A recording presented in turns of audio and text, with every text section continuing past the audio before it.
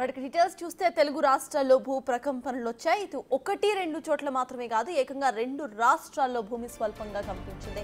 అయితే కంపించింది కాసేపటికే అయినా జనం మాత్రం ఉలిక్కిపడ్డారు. భయంతో బయటకు పరుగులు తీశారు. కొన్ని సెకండ్ల పాటు షాక్ లో ఉండిపోయారు జనం.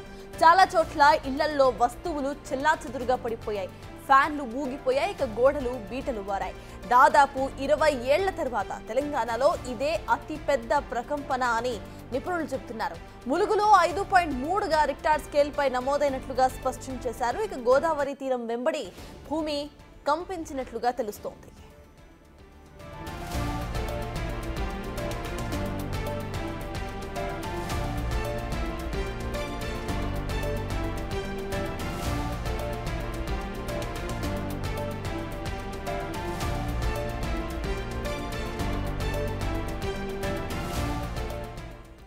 ఖమ్మం, భద్రాద్రి, మనుగూరులో 10 సెకండ్ల పాటు భూమి ఊగిపోయింది. ఇక ఏపీలోని విజయవాడ, విశాఖపట్నం, జగ్గయ్యపేటతో సహా పలు ప్రాంతాల్లో భూమి కంపించింది.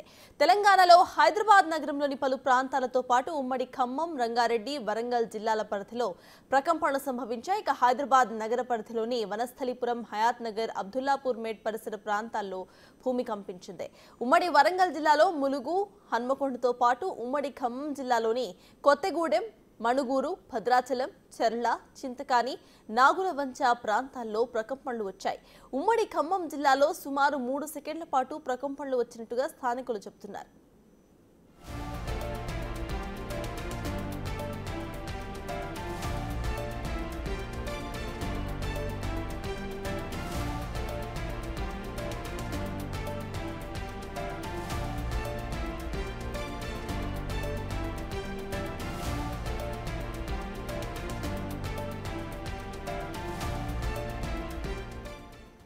ముఖ్యంగా ములుగు కేంద్రంగా భూ ప్రకంపనలు జరిగినట్టుగా తెలుస్తోంది. ఈ భూ ప్రకంపనలు గోదావరి తీరానికి అతి సమీపంలో ఉన్నట్లు తెలుస్తోంది. దాని ప్రభావం చుట్టూ ఉన్న జిల్లాలకు, ప్రాంతాలకు పాకింది. సింగరేణి కోల్డ్ బెల్ట్ దగ్గర ఇంత తీవ్రంగా భూమి షేక్ అవ్వటం ఇదే తొలిసారి అని స్థానికులు చెబుతున్నారు.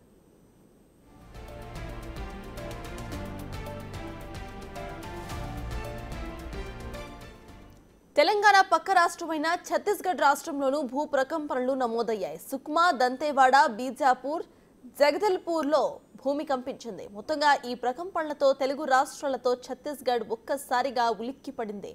ఒకసారి చోటు చేసుకున్న ఈ పరిణామం వెనుక కారణం అసలు ఏమై ఉంటుంది అనేది ఇప్పుడు హాట్ టాపిక్ గా మారింది.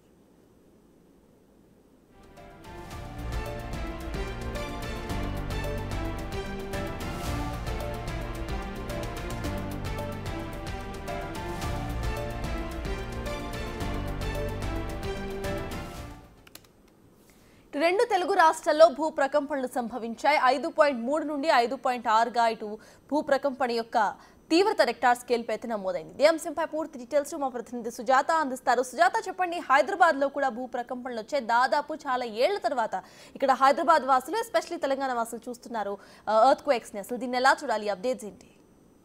35 సంవత్సరాల క్రిందట సంభవించినటువంటి భూ ప్రకంపనలు మళ్ళీ ఇప్పుడు రావడంతో ఒక్కసారిగా ప్రజలు భయాందోళనకు గురి అవుతున్నారు. ఎందుకంటే తెలుగు రాష్ట్రాల్లో 2 నుంచి 7 సెకండ్ల పాటు భూ ప్రకంపనలు వచ్చినట్లుగా కూడా చెప్తున్నారు. తెల్లవారుజామున అంటే 7:26 నుంచి 7:30 వరకు పలు చోట్లయితే మాత్రం ఈ భూ ప్రకంపనలు రావడంతో ఇళ్లలో నుంచి ప్రజలు ఒక్కసారిగా బయటికి పరుగులు తీశారు. తెల్లవారుజామున జరగడంతో అంటే చాలా వరకు అయ్యప్ప స్వాములు కావచ్చు, అదేవిధంగా మరికొంతమంది స్కూల్కి పిల్లల్ని కానీ, ఉద్యోగాలకు వెళ్లే వాళ్ళు కానీ, ఎర్లీ మార్నింగ్స్ వెళ్లే వాళ్ళు లేచినటువంటి సమయంలోనే ఇది గమనించడంతో పరుగులు తీశారు. అయితే ఇప్పుడు భూ ప్రకంపనలు జరిగినటువంటి ప్లేసెస్ చూస్తే సింగరేణికి సంబంధించినటువంటి ప్రాంతాలతో పాటు గోదావరి ప్రాంతాల్లోనే ఎక్కువగా సంభవించినట్లు తెలుస్తుంది. రీసెంట్గా ములుగు జిల్లాలలో దాదాపు లక్షలాది చెట్లు కింద పడిపోయినటువంటి ఘటన చూసాము. ఆ తర్వాత ఇలా సంభవించడం పట్ల ప్రజలైతే మాత్రం భయాందోళనకు గురి అవుతున్నారు.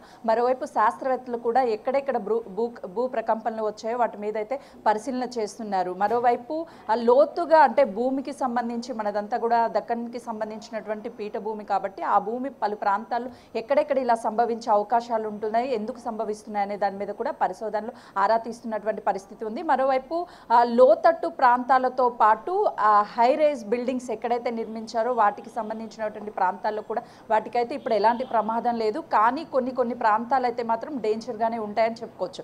మరోవైపు ఈ దాదాపు ములుగుకి సంబంధించే 5.3 రిక్టర్ స్కేల్ పై నమోదవడంతో ఒక్కసారిగా అయితే శాస్త్రవేత్తలు అలర్ట్గా ఉండాలని చెప్తున్నారు. స్థానికులు కూడా గతంలో ఎప్పుడూ లేని విధంగా ఇప్పుడు భూ ప్రకంపనలు రావడంతో తెలుగు రాష్ట్రాలు జనం ఒక్కసారిగా ఉలిక్కి పడుతున్నారనే చెప్పవచ్చు. మరోవైపు హైదరాబాద్కి సంబంధించి వనస్థలిపురం అదేవిధంగా ఎల్బీ నగర్ పలు ప్రాంతాల్లో కూడా భూ ప్రకంపనలు వచ్చాయన్నట్లుగా అయితే ప్రజెంట్ తెలుస్తుంది. దాన్ని గమనించడానికి ఏదైతే రిక్టర్ స్కేల్ ఉందో 5.3 నమోదైంది కాబట్టి ఆ పైన కానీ ఎక్కువ నమోదైతే చాలా ప్రమాదమని పరిశోధకులు చెప్తున్నారు. అదేవిధంగా గతంలో కూడా అంటే భూ ప్రకంపనలు వచ్చినప్పటికీ 5.3 రిక్టర్ స్కేల్ కంటే తక్కువ ఉంటే 3 కానీ 2 నమోదు అవుతూనే ఉంటాయి. అవి మనం గమనించడానికి వీలు ఉండదు. 5.3 వచ్చేసరికి గమనించామని పరిశోధకులు చెప్తున్నారు. మరోవైపు రాళ్లలో పగుళ్ళ వల్ల కూడా భూ ప్రకంపనలు రావచ్చని పరిశోధకులు చెప్తున్నటువంటి పరిస్థితి ఉంది. మొత్తానికైతే హైదరాబాద్, వరంగల్, హనుమకొండ తదితర ప్రాంతాల్లో భూ ప్రకంపనలు ఉదయం నుంచి తెల్లవారుజామున అంటే 2 నుంచి 7 సెకండ్ల వరకే సంభవించినట్లు చెప్తున్నారు. అసలు దీని మీద పరిశోధకులు ఏం చెప్పబోతారు? కేవలం గోదావరి ప్రాంతాల తీరంలోనే దాంతోపాటు సింగరేణి పరిసర ప్రాంతాలు ఏవైతే ఉన్నాయో ఆ ప్రాంతాల్లోనే సంభవించినట్లయితే మాత్రం ప్రస్తుతం తెలుస్తుంది. సత్తాజ్. Right, thank you Sujatha.